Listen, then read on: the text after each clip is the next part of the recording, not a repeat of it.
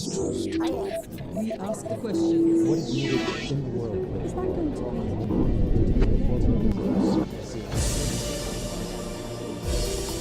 be? Meet Africa's richest man, Aliko Dangote. Forbes magazine estimates his wealth at $25 billion, making him the 23rd richest man in the world with a growing portfolio of investments across Africa. The Nigerian business magnate began with a small trading firm in 1977. Today, his businesses cover everything from cement manufacturing, food processing to freight. Dangote Group employs about 25,000 people in Nigeria. It is building cement factories in 16 African countries and buying mining licenses from Kenya to Zambia. Aliko Dangote has taken on the aura of an economic folk hero for some, turning a loan from his uncle into the most successful business conglomerate in Africa. But to others, he is a villain who's used his political connections to sideline the potential competition. Aliko Dangote talks to Al Jazeera.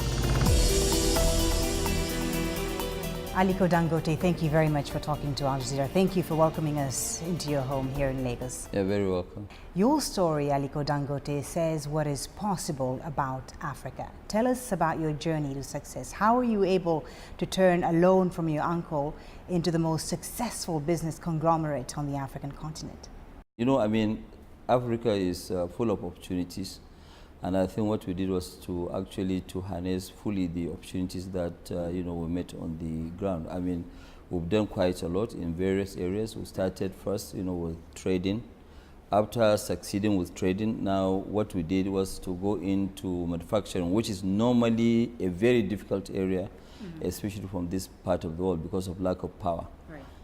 But we've been able to resolve those issues, and we're able to, succeed in most of what we are doing. We are interested in the man, Aliko Dangote. Tell us about your upbringing, because your story is not really of one from rags to riches. You come from a wealthy family in Nigeria. Well, I came from wealthy family. My grandfather was my great-grandfather from my mother's side was actually very, very wealthy, Alassane Tata. And then his son, also Sanusi Tata, whom really raised me up because, I lost my dad at the age of 8. And, so after educating me, he gave me a loan of which I was grateful, and I paid back in 3 months, because business was so good. And, I was able to establish myself from the trading to, manufacturing, and now to a lot of daring things, like refinery, the agricultural process that we're doing, and also the, fertilizer. Right. As you say, your business spans a lot of different sectors: cement, flour, salt. Yes. Let me just ask you this: why commodities in a country like Nigeria, where oil is king? Why not get into the oil business right away? Well, you see, at first, really, what we thought of doing as a company, we said that, look, let us work very, very hard and get there first. Because if we had followed that trend of dealing in oil, would have actually tainted our name, that name, because, yes, the household name, because people will always think that, look, you have made this much money because you did a lot of unethical deals in oil industry, because you know the story of the oil industry. So we actually kept out of oil at all and just concentrated on food items. As you mentioned, you're going up the food chain now, getting into energy, and in particular oil and gas refining. Nigeria has a lot of oil, but not a lot of refined gas, and it has to import most of the motor fuel and fossil fuel. Yeah, more than 90%. Of course, and a lot of people feel that Africa could grow a lot faster with more of its own refinery capacity. So tell us about this project that you've started, and also how tough is it going to be for you? I mean, it must be very challenging, because you're going to be competing against the European, the Chinese, and the American companies who are all elbowing each other to satisfy Africa's energy needs. What we're going to do now, really, we're going to do 500,000 barrels. It was 400,000, but we're upped it now to 500,000 barrels of oil refining per day. Then petrochemical of polypropylene of 750,000.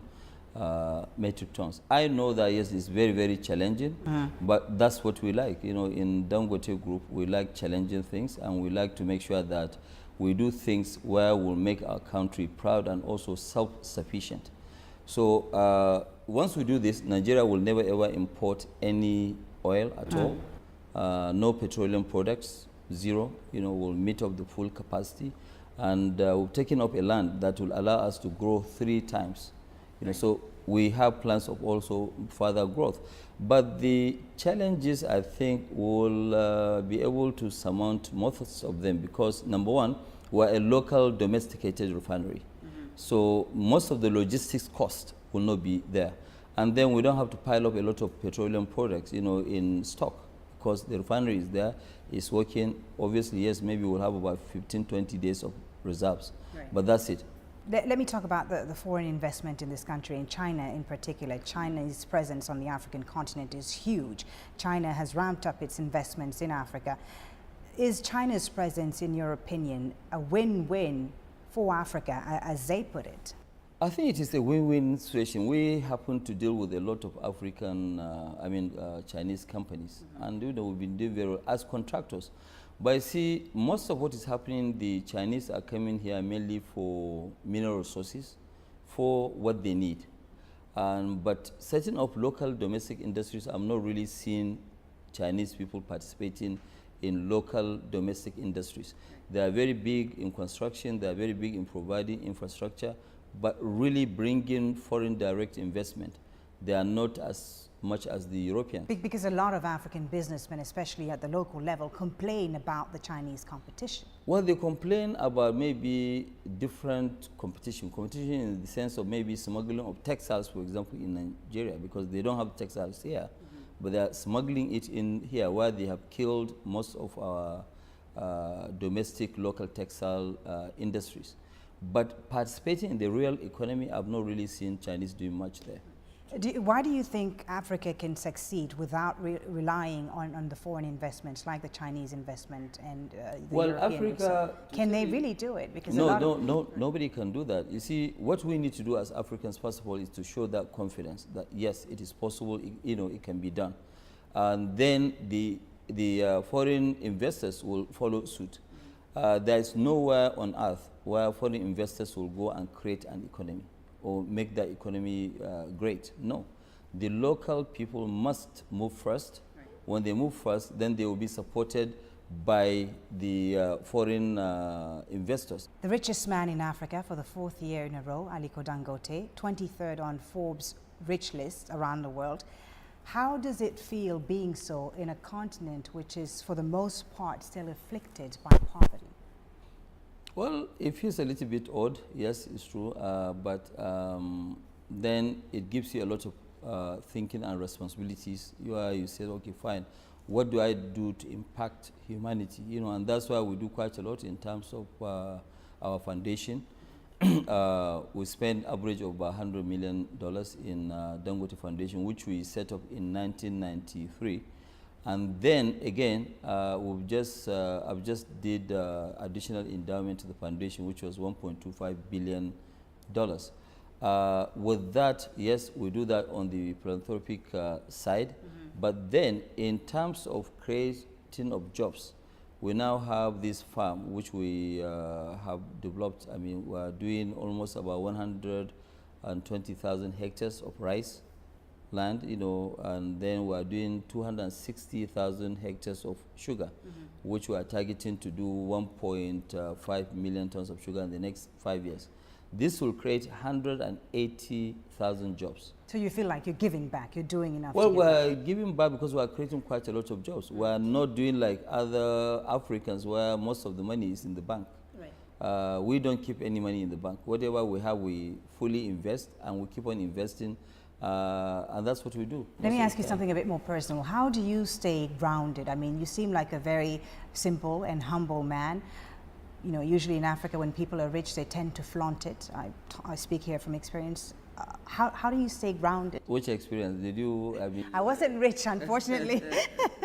But from the different things that I've seen around the continent, even when it comes to the leaders of the African continent. I have to really tell you the truth. My upbringing from my late grandfather really helped me quite a lot. He was a very, very humble person, and sometimes he used to drive himself, and that's what I do now. You know, even on weekends. Right now, once I finish this interview with you, I won't go out to the driver. I'm going to go alone, and I'm going to drive myself. I mean, I feel safe, and really, I don't have any issues, you know, with that. You know, you know, it's always better to be humble. You know, they say that no condition is permanent.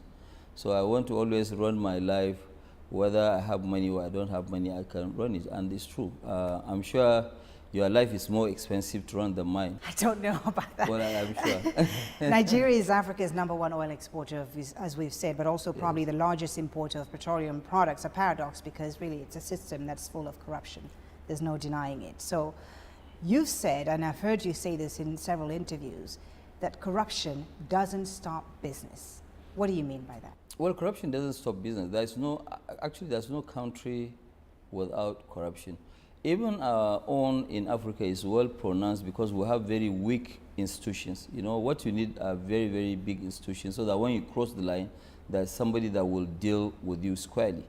But, you know, be it in America, in Europe, or anywhere, there, I mean, these are countries that also have corruption, not at the same level with what we have because in Africa.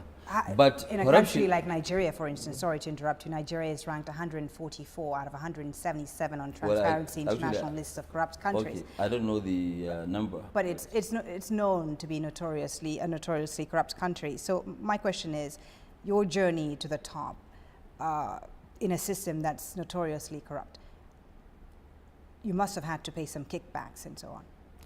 Let me tell you something. We have actually never ever paid anybody any kickback at all. Never. And that never, honestly. But when you look at it also, when people are busy getting what you call waivers to make money here and there, we don't do it. If we really wanted to make money, you know, especially that I've been close to almost every president that has passed through that seat, you know, I would have actually, you know, gone into oil. Yeah, I told you, you know, before that we decided not to go into oil because we don't want to be tainted.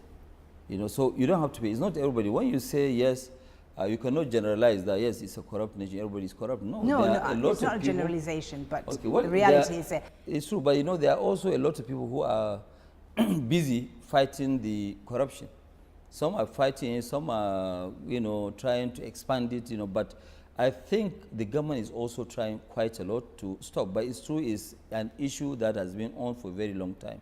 Stopping it in one day is not possible. Do you think the government is serious, this current government is serious about tackling corruption? I think yes, they are. They've been, you know, saying it. I'm sure you must have heard them maybe 10, 20 times, but they are very serious about it. There's no nation that will allow corruption to go deep into the society. You try and stop it, yes, people will fight you, but you have to fight them. As a government, you have all the powers. But that's why I also mentioned we need very strong institutions.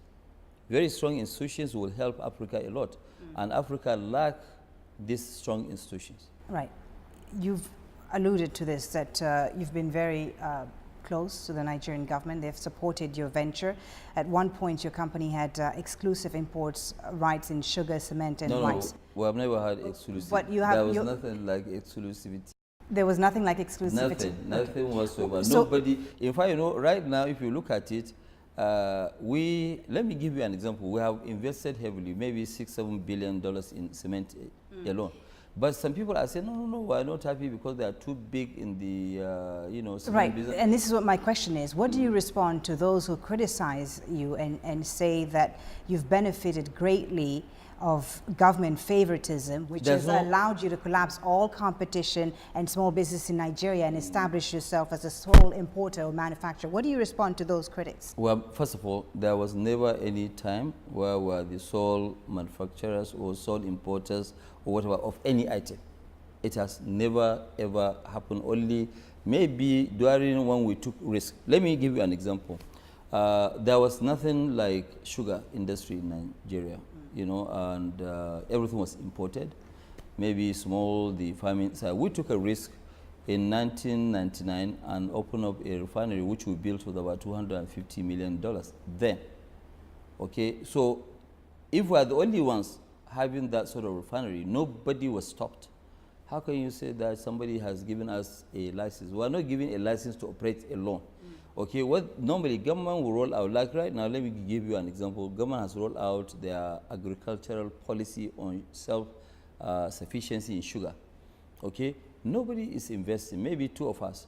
So tomorrow, when we are successful, somebody will rise up and say, ah, no, this is a monopoly. It's not a monopoly because nobody has been stopped. That's number one. Number two, government has always been begging people to come and invest. So if we heed the call of government to go and invest, is that a problem with that? But can you understand that some people may see your close ties with the government, whether it's former President Obasanjo or the current government, as they can see it as a sort of favoritism? Could you understand that? Let me tell you something. You know, during the regime of Obasanjo had never ever given me anything directly.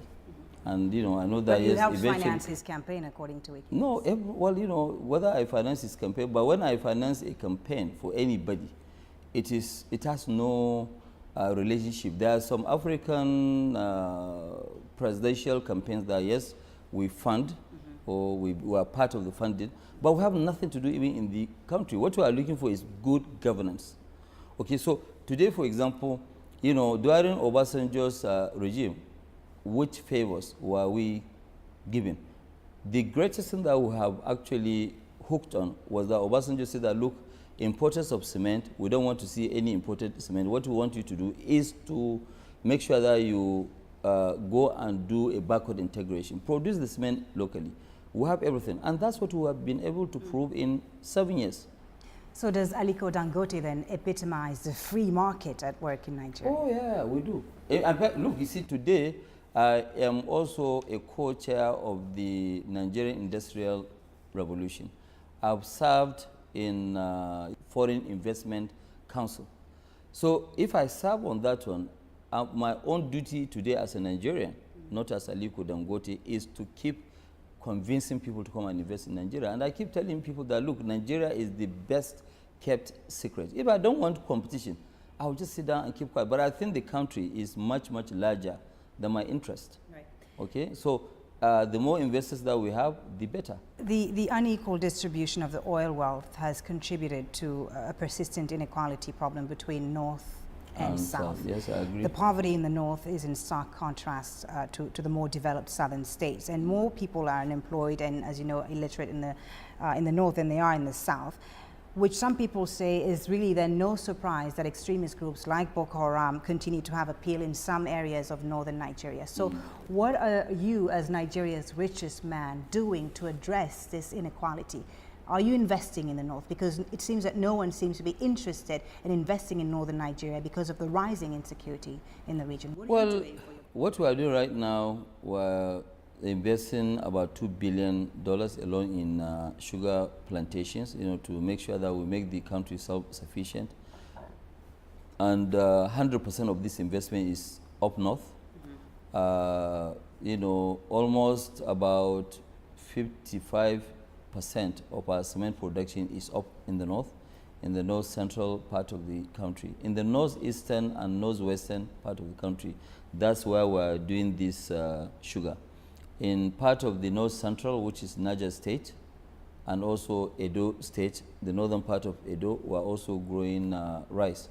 But in a nutshell, we'll be spending almost maybe up to about $2.5 billion by creating 180,000 jobs. And that's just a start. Right. So you agree then that to address the threat of Boko Haram, you need to... I said it before. To address the fundamental problems of the Yes, I said it during the World Economic Forum that, look, part of the only thing that we can do to stop Boko Haram is to create jobs. Because when you create jobs, they themselves, they will find it very difficult to recruit people to join them. Because, you know, everybody will be busy.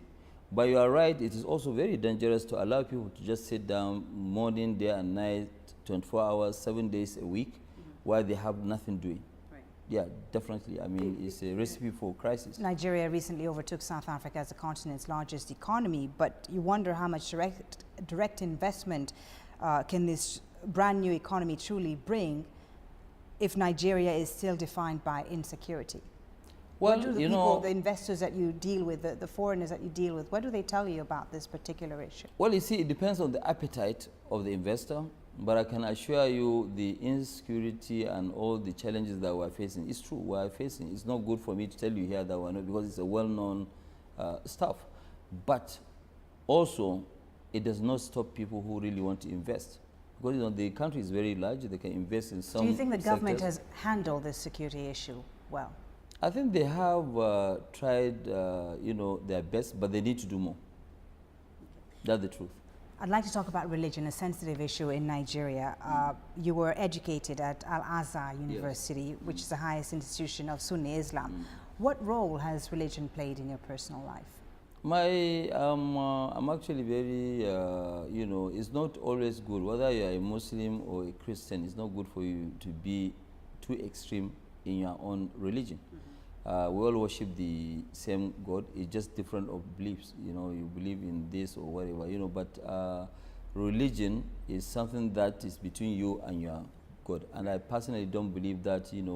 I think we should practice mostly what they are practicing here in the South, because in the South you see that yes, somebody, even in the North, I've seen some of my friends, they are married Christian, women, and they did not ask them to change their religion. So more tolerance. Yeah, so it's not even allowed.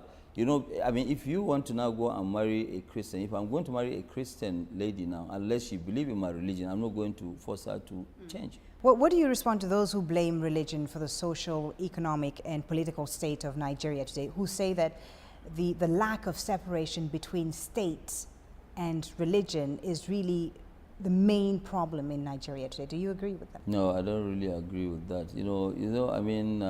The state does not really play. It's a very liberal, state. It's a country where we say that we're secular. There's actually but not. You say that you're secular, but is it practice? I think it's practiced to a certain extent, but some politicians used to play with religion, which I think is very, very bad and dangerous. It's not good for anybody to use religion as a game. That is between you and your God. So I think they shouldn't. Really. Some people fear that what Boko Haram is doing right now in northern Nigeria could lead to a breakup of the country along religious and ethnic lines. Do you believe that could happen in the future? Let me also tell you something that maybe what people need to know. Do you know or do you realize that Boko Haram have actually, people that they killed so far, 70% of those people are Muslims. So how do you define, this, so it means that they are not fighting Christians. I think there are just some people who are trying to create issues and problems in Nigeria, hiding under this, Boko Haram issues.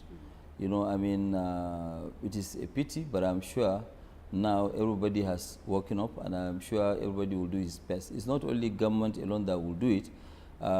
Almost every single person in the society will have to rise up against this, madness. Everyone has a role and responsibility. Everybody has a role and responsibility. So as you said yourself, you're from the prominent Dantata family of Kano State, who have a great deal of influence in Nigeria's Muslim community. You have a lot of money, Aliko Dangote. You have strong political connections. So have you ever considered running for office? Have you ever considered leaving business and getting into politics? It's just like clapping. There's no way you can clap with one of your hands. You need another hand. Even when you go into politics, if the economy is not doing well, what are you going to rule? You want to rule people in poverty, right? Which is not right. So I think people who are specialists in politics, we will support the good ones.